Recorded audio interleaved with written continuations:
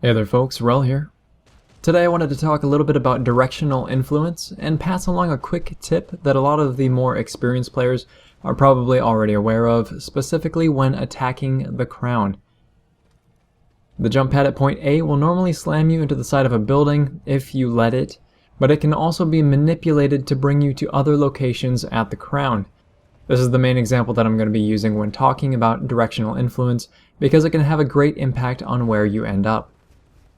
When you use a jump pad or an elevator, you have slight control over your character mid-flight.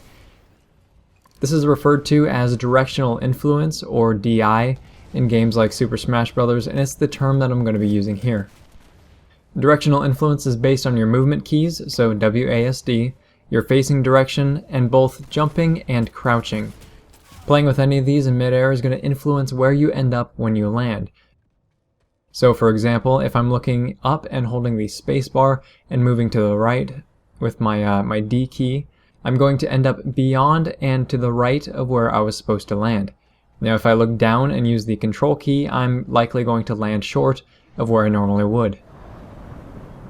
The most reliable way I've found to influence my direction is to tap and hold my jump or my crouch key for about half a second to a second, while also holding down a movement key like W, A, S, or D. Facing direction seems to have the least impact on directional influence and is mostly noticeable when you're looking up or downish, and I don't usually look beyond 45-degree angles, and that seems to be the sort of sweet spot. So how this relates to the crown specifically and the jump pad at point A is that if you want to land closer or further from the tower, you want to hit the sloped ledge of this building instead of the side of the wall. If I hit the far right side of the ledge by holding WD the spacebar and looking slightly up, I'm going to be propelled down the side of the mountain because I'm going to go up and over this building and off on a tangent. If I do the same thing but I don't hit the ledge quite so far to the right, so I'm actually going to I'm going to delay when I'm influencing my direction by just a bit, that's going to make me sail beyond the tower towards point C. Now if I want to get onto the tower itself or onto the landing pads, I generally want to hit the left side of the ledge. So I'm holding down A, the spacebar, I'm looking slightly up, and out of habit I'm usually holding W as well, which is actually going to move me toward my facing direction. In this clip specifically, you're going to see me hit the left side of the ledge, which propels me up, so I'm about to fly over the landing pad. So what I do is I choke up on the landing by just pressing Ctrl and S, and this is going to make me drop more quickly. Light assaults can usually make the most out of this technique if they can make it past the ledge, and I say if because it's actually a lot more difficult to pull off for the light assault class due to not being able to jump. So if you're holding the jump key, you're obviously going to be using your jetpack, which is going to slow you down or stop you mid-flight.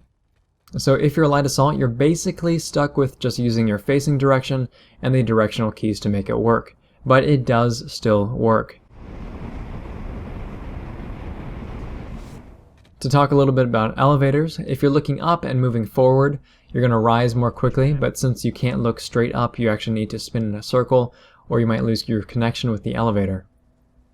If you hold crouch on an elevator that moves you up, you're going to ascend more slowly, but if you're holding jump on that same elevator, you're going to ascend more quickly. But you also risk knocking yourself off of the elevator if you're not looking even with the horizon or if you're not spinning in a circle. And the same thing works for crouching. If you're trying to drop from an elevator more quickly, or if you want to drop out of the sky more quickly as a light assault, and that's extremely useful for avoiding enemy fire.